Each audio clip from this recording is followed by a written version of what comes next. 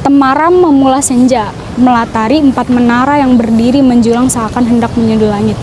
4 menara setinggi 35 meter itu mengapit sebidang kubah berwarna biru safir yang tampak mencolok di antara warna-warna lain di sekitar alun-alun yang terus menonton.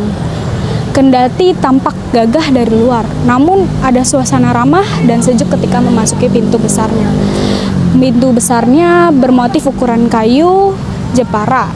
Sejarawan Bekasi, Ali Anwar, menyebutkan bahwa surau itu kemungkinan besar dibangun tak begitu lama setelah pemerintah kolonial Hindia Belanda membangun alun-alun beserta gedung-gedung di sekitarnya, termasuk diantaranya ada kantor polisi dan pengadilan di tempat yang sama sampai sekarang.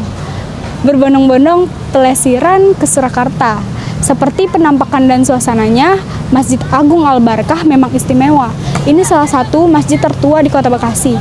Masjid ini bermula dari sebuah surau yang dibangun pada era Hindia Belanda, tepatnya tahun 1890. Pembangunan surau ini dipelopori penghulu Landrat saat itu Abdul Hamid menggunakan tanah wakaf seorang warga bernama Bachrom seluas 3.370 meter persegi.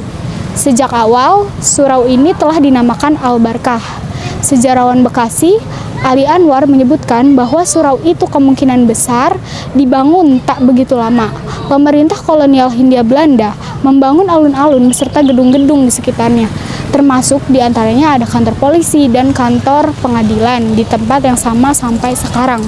Menurut seseorang yang bernama Ali yang saya kutip pada berita di kompas.com bahwa pemerintah Hindia Belanda kan menjajah, tentu meminimalisasi perlawanan, maka apa yang kira-kira tidak mengganggu pemerintah tapi bisa mengakomodasi keinginan masyarakat. Bahkan itu justru konsepnya seperti snooker grunge begitu.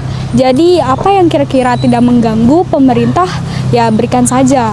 Itu menurut Ali kepada kompas.com pada hari Jumat tanggal 23 April 2021. Ia melakukan etnografi terhadap masyarakat Aceh, termasuk soal pergolakan politik Islam di sana. Dalam beberapa versi catatan sejarah, namanya kerap dijadikan kambing hitam atas takluknya Aceh oleh pemerintah Hindia Belanda di akhir abad 19. Saksi revolusi Eko Purwanto mengkonfirmasi bahwa surau ini memang sedari mula telah menyaksikan gigi perlawanan para pejuang atas pemerintah kolonial. Kisah yang paling tersohor ialah tatkala salah satu founding fathers Indonesia yaitu Soekarno disebutkan pernah mampir menginjakkan kakinya ke dalam surau ini untuk beribadah pada masa ketika ia duduk nyaman sebagai presiden pertama Republik Indonesia, melainkan justru pada detik-detik genting dalam penentuan nasib bangsa Indonesia. Menurut narasumber bernama Eko yang saya kutip di berita kompas.com bahwa banyak cerita bahwa Soekarno itu mampir di sini untuk sholat sebelum beliau dibawa ke Rengas Dengklok.